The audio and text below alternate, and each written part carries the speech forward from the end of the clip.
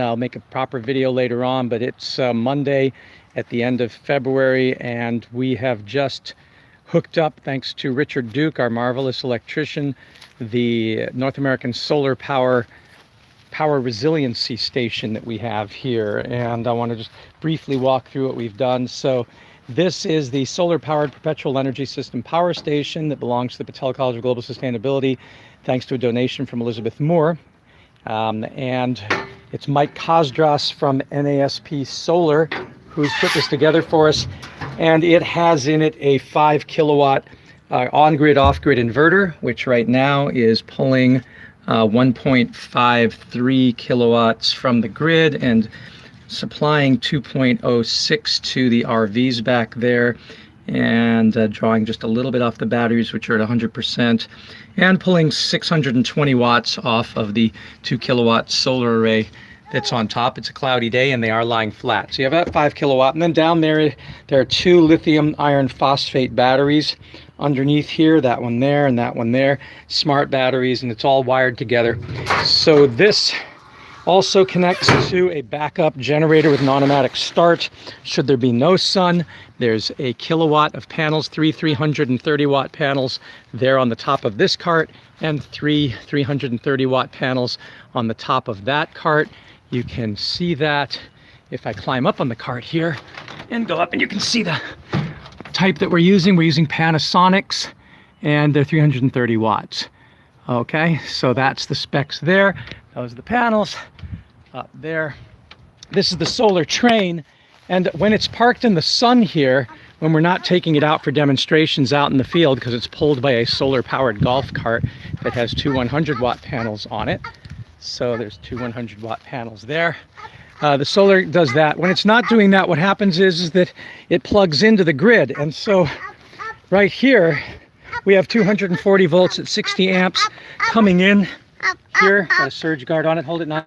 And so that is coming through a 50 amp RV cable, and that's going into the box over here and supplying grid power to it. Then it's got passes through the inverter and comes out here with a 50 amp RV cable, 240 volts there. Here is a breaker for 110. We do have 2 outlets for 110 volts, single phase. This is 240. And so that then goes out here and plugs into this locking connector. And then those cables run under here. Come here, Nye.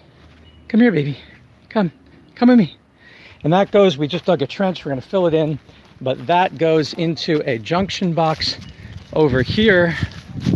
And then, so the grid connection that is also connected to all the major solar that's on the property, like those pole mounts there and the ground mount there and the roof mounts on the pavilion there and the carport, all of that solar comes through this inverter, comes into here, it's grid intertied, and it goes there, and it's supplying that grid line to that outlet that's going to charge the solar cart.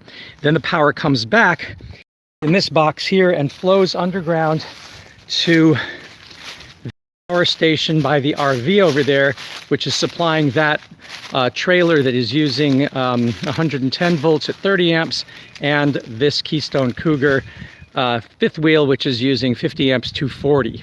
So it distributes it through that box. And when it's doing pass-through, when the solar on the property and the grid is supplying to the solar trailer and then back through to the RVs, then we can run our air conditioners.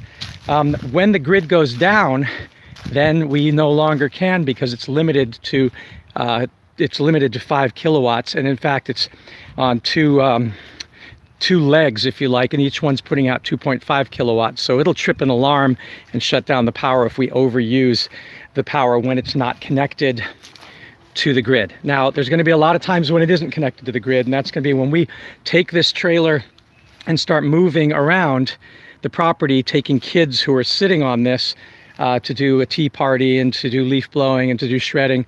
Then we're going to disconnect this. We're always going to leave this plugged in, but we're going to pull this plug here. We're going to pull the yellow plug, bring it over here. First, we're going to pull the grid plug, of course. So we'll pull this plug, pull the grid out, the green cord. So that's the grid and the major solar system. Pull that out. Then pull that yellow cord from there, plug it into here so we loop, and that way the rest of the solar property in the grid loops throughout to the trailers, and then you can run things like normal. And then you can drive the cart around and do whatever you want to do. Then we come back and we plug it back in. This will always be connected. The green end on that will always be connected. We'll just unplug this, plug it back into the trailer, and then plug the green cord right back in here. I have a cover when I pull this out so it doesn't create an electricity for the first time. It's now getting nice and sunny, so we can see now. Careful with your head, baby. Oops, lift this up. So now we see the solar is putting in at 1.73 out of a possible 2 kilowatts. So that's pretty darn good for this time of day. We're at about almost getting toward 2 o'clock. It's about 10 minutes to 2.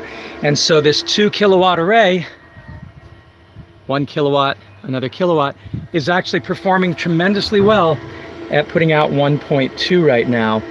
And then the grid is supplying, it's actually going to the grid. Well, look at that. So because we're making more power than we're using, because there's no power being used in the house right now, then the grid is being pumped to. We're sending power to the grid. So that's pretty good. So it's all working as intended, and we'll check back with you later on. You keep your hands away from that. Okay. Bye-bye.